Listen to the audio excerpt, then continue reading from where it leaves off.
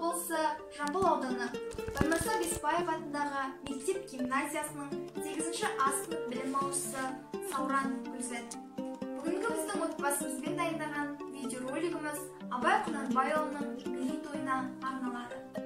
Ал енді биыл Абай Құнанбаев атамыздың 175 жылдығына орай бұндай атаулы мерекені неге атап өтпеске? Ал мен енді Абай атамыздың өмірбаянымен кім таныстырып өтеді? Мен таныстырайын. Абай Құнанбайұлы 1845 жылы қазіргі Семей қаласында дүниеге келген. Абай атамыз дәулетті отбасынан шыққан. Әкесі Құнанбай, анасы Ұлжан, әжесі Зере. Олар өте дана кісілер болған. Қазіргі таңда біздің елімізде Абайдың орны өте ерекше. Енді мен ұлы Абай атамыздың шығармашылық жолымен таныстырып өтейін. 200-ден астам әуен өлеңдері бар, 45 қара сөздері бар, және де басқа әдемі өлеңдері бар. Ұлы Абайдың бір әуенін білмейтін қазақ жоқ. Сол себептен мен сіздерге қазір «Жеңіс үстінде жарғай» атты өлеңнің бір шумағын айтып берейін.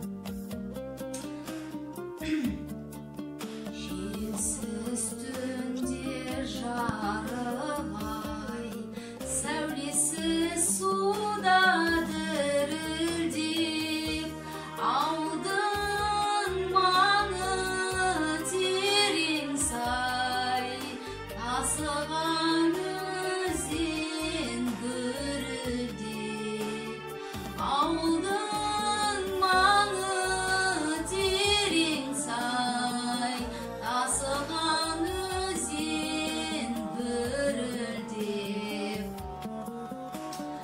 Ал енді Гүлзат, сен өзің Абайдың әдемі 45 сөздерінің бірін, және де өлеңдерінің бірін бізге таныстырып өтсең, айтып өтсең.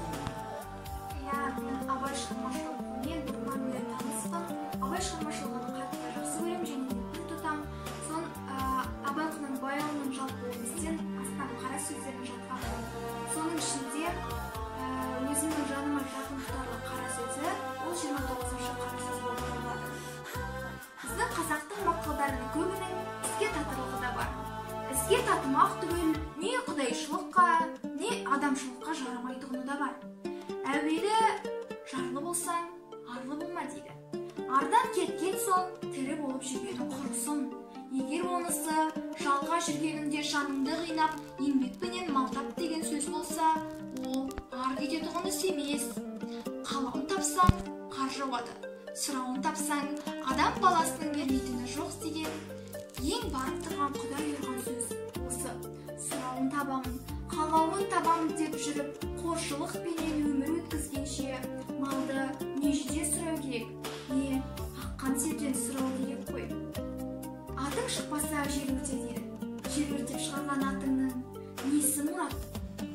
Алтын көрсе, періште жолдан таяды дейді. Періштеден садаған кеткір-ай. Періште алтын не қылсын? Өзіні көрсе қыздар сұмдығын қостағыла айтқаны. Ата-анадан мал тәтті, алтын үйден жан тәтті дейді. Ата-анасынан мал тәтті көрінетұғын артырғанның тәтті дерлік не жаны бар? Ата-анасы шамасы келсе, мехнаттанып балық жиса да, дүниелік жиса да, артымдағы балаларыма қалса екен дейді. Ата-анасын малға сатқан соң, Құдайға жасаған дұшпандығы емес пе? Осындай білместікпенен айтылған сөздерден пек сақ болу керек. Енді мен сіздерді Абай Құнанбайұлының «Құлақтан кіріп бойдалар» атты өлеңмен таныстыра кетсем. Құлақтан кіріп бойдалар, жақсы ән мен тәттігей, көңілге түрлі ой салар. Әнді сүйсем, менше сүй, дүние ойдан шығады. Өзімді өзім ұлды, көңілім әнді ұғады, жүрегім ойды жоғады. Аңсаған шөлден су тапса, бас қоймаймы бастауға, біреу дүрсе қақса, ой тоқтамашы ұстауға. Бір күйгізіп, сүйгізіп, ескі өмірді тіргізер, өмір тоңын кигізіп, жоқты бар қылып жүргізер. Ескендей болады, құлағы ескі сыбдырды, ескі әуенге көңілім толады, тірілдің өткен құрғырды. Асыл сөзді іздесең, абайды оқы, ерінбе.